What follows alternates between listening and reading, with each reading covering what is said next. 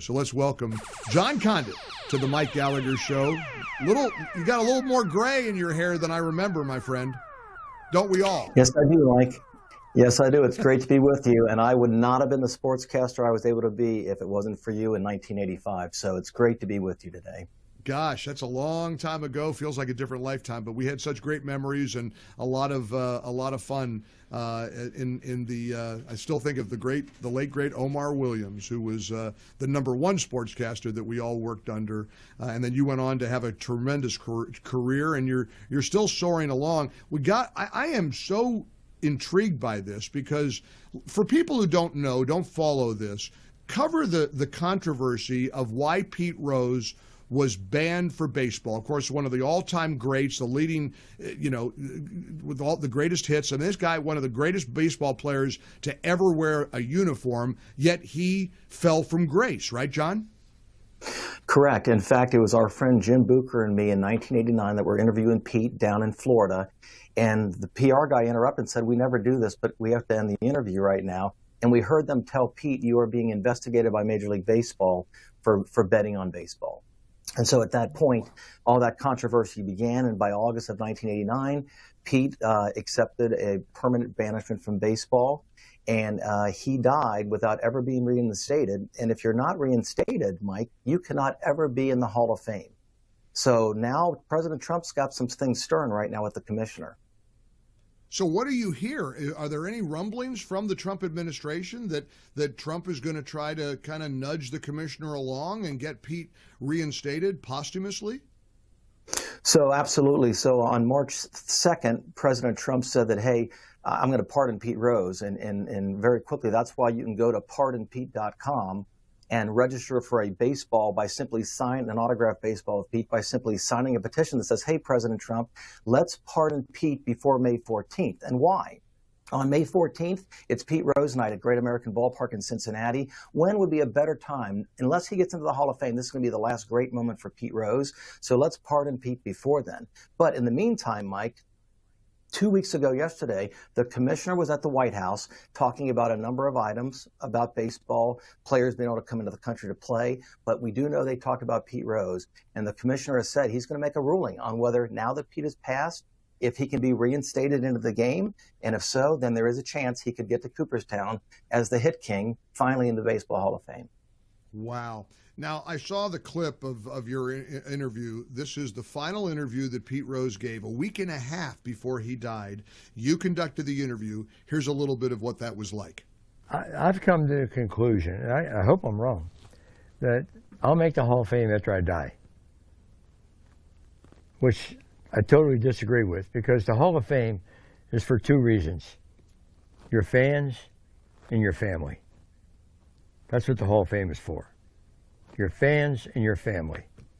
And it's for your family if you're here. It's for your fans if you're here, not if you're 10 feet under. You understand what I'm saying? 10 days later, he passed away. John, that's chilling, because he was prophetic. He said, I think I'll make the Hall of Fame after I die. Wow. You had to go back on the art and look at that interview that you conducted with him and just get the same kind of chills we're all getting right now.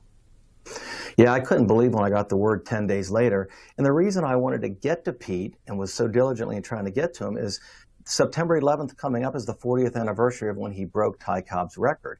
And I wanted to talk to Pete about that moment. But the pitcher that night, the late Eric Schau of the Padres, when I was at WDTM with you, he asked me to sneak him out of the stadium the night before he gave up that hit. And so Eric died at age 37 back in 1994. This film we're working on is the incredible but tragic life of Eric Schau, who you see on the mound there. But that moment inside his story is 41-92 in 1985. The only time anybody has ever seen Pete Rose cry publicly. So I'm so grateful to have gotten the interview, and it's going to be a really great film we're going to release. So I want everybody to go to pardonpete.com, because that's if you want to help encourage President Trump to pardon Pete, sign the petition, earn the chance to get an autographed baseball from Pete Rose. I have an autographed baseball from Pete Rose. It was just kind of cool. It's a real keepsake. We're talking with John Condit, former sportscaster, reporter, Cincinnati native, and a big Reds fan. And John, can you talk to your personal relationship with Pete? Because obviously, if he gave you his final interview, you just because you wanted to go and talk to him about the record and everything else, obviously you and Pete Rose go way back. Yeah, to some degree. I didn't know him very, very well. He always knew me to see. You know, for 2 years in 1999 and 2000, he came up to the Dayton area, and we did a celebrity karaoke for cystic fibrosis, 2 years in a row, raising thousands of dollars for cystic fibrosis. But ironically, I was there when he found out he was betting on baseball, and then by divine providence, and I don't use that lightly, I end up capturing this interview, the last interview. He was always nice, great conversation, loved to talk about the Dayton sportscasters and Omar.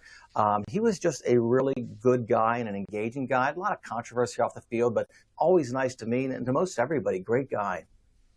Well, what a story, and I know the movie's going to be a big success, and kudos to you and your sister and I mean, Cradle Concepts, the music and video company, the production company that you guys run, because this is going to be epic. And you know, let me ask you, John, do you get a sense because I remember the drama of him when he got the ban and how people were divided. It was like, how dare you bet on baseball? And he always maintained his innocence, didn't he? Or was there a dispute about whether he actually did bet on the game or not while he was a manager?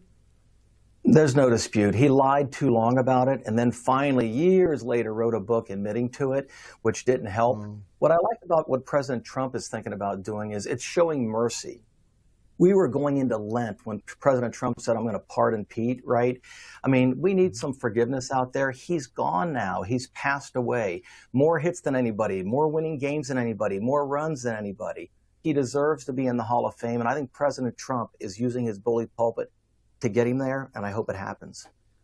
The video we're seeing right now, I'll never forget when you said, as you pointed out, when he broke down, it was his son who came out onto the field with the big Rose jersey on the back, and he broke down in the arms of his son.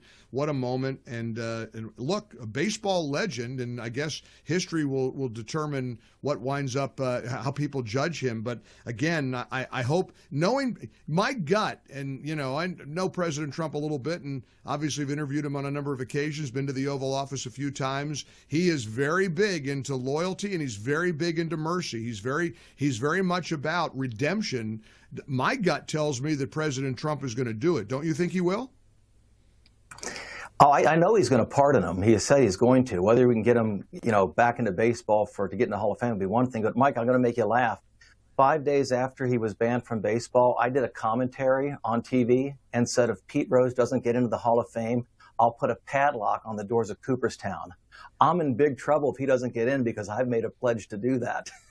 Don't you dare! I'm not bailing you out. Do not get arrested at Cooperstown, please. You don't need to be putting any padlocks on anything. You get it. You've gotten enough trouble over it. You don't need to get in more trouble. Can you imagine how big that weekend will be if indeed Pete gets into the Hall of Fame? It will be epic in Cooperstown. It'll be epic. Incredible. Well, I know the movie's going to be epic. And John, kudos to you. Congratulations on the great work. I'm glad you could visit with us here on the Mike Gallagher Show. And again, I hope everybody goes to pardonpete.com and do your part. And let's get President Trump to get the wheels in motion. All the best, John. Great seeing you after all these years. Keep fighting the good fight. I can't thank you enough. Thanks, Mike.